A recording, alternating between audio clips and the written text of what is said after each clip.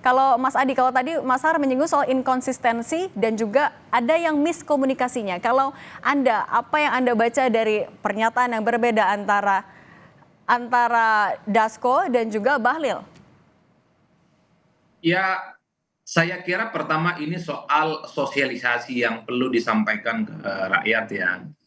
Karena saya kira memang kalau kita melihat kecenderungan rata-rata secara umum, memang Prabowo Subianto itu kan ingin melakukan efisiensi di semua sektor, bukan hanya kementerian, tapi semua pihak memang sebisa mungkin bisa memberikan insentif kepada tambahan APBN. Nah, terkait dengan kekisruhan tabung gas LPG yang 3 kilogram ini tentu sosialisasinya yang kurang, sehingga masyarakat kita itu panik. Karena di eceran itu tak lagi bisa menjual tabung gas 3 kilogram, mereka itulah yang kemudian kesulitan ketika kehabisan gas kira-kira bisa membeli gas itu di mana.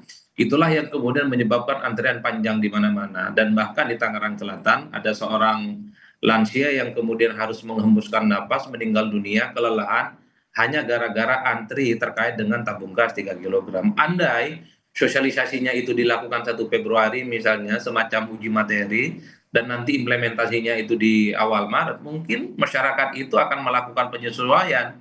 Minimal masyarakat kita itu sudah mulai terbiasa mendeteksi kira-kira pangkalan mana yang terdekat yang kemudian dijadikan sebagai tempat untuk melakukan pembelian tabung gas 3 kilogram ini. Kalau kemarin kan tidak, tanggal 1 Februari diumumkan, saat itu juga diberlakukan sehingga tabung gas yang kemudian ada di eceran itu diharamkan untuk dijual belikan. Kan itu yang kemudian menyebabkan shock.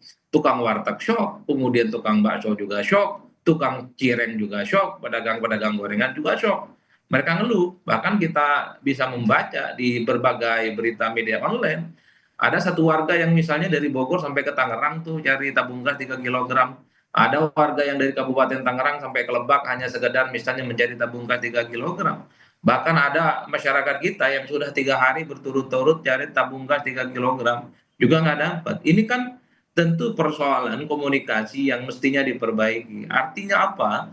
Setiap kebijakan apapun yang tidak populis, yang tidak pro rakyat, mesti harus dicek dulu bagaimana responnya. Apakah mendapatkan feedback yang positif ataupun resistensi. Dulu kita di zamannya SBY ataupun Jokowi, setiap kebijakan yang tidak pro rakyat, biasanya ada test case dan biasanya ada antisipasi. Apakah akan ada bantalan-bantalan yang kemudian akan memudahkan mereka secara signifikan. Itu satu ya.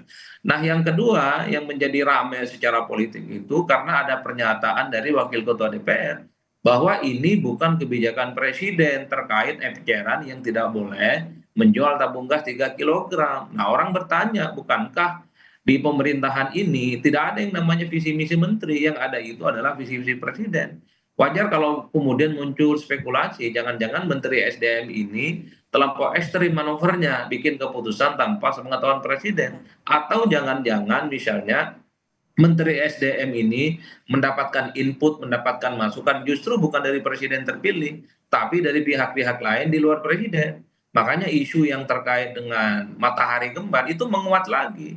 Karena ini menegaskan betapa memang kebijakan terkait eceran yang tak boleh menjual tabung gas 3 kilogram itu bukan dari presiden, tapi ya berasal dari menteri. Tapi pertanyaannya adalah, apakah seorang menteri itu dia berdiri sendiri dalam membuat keputusan ataupun tidak? Ini adalah hal-hal yang menurut saya menjadi signifikan belakangan ini menjadi diskusi politik yang cukup sensitif. Nah, yang ketiga, apa betul biang kerok terkait dengan tabung gas 3 kilogram itu ada di pengecer? Saya kebetulan pelaku usaha, saya punya warung kelontong Madura.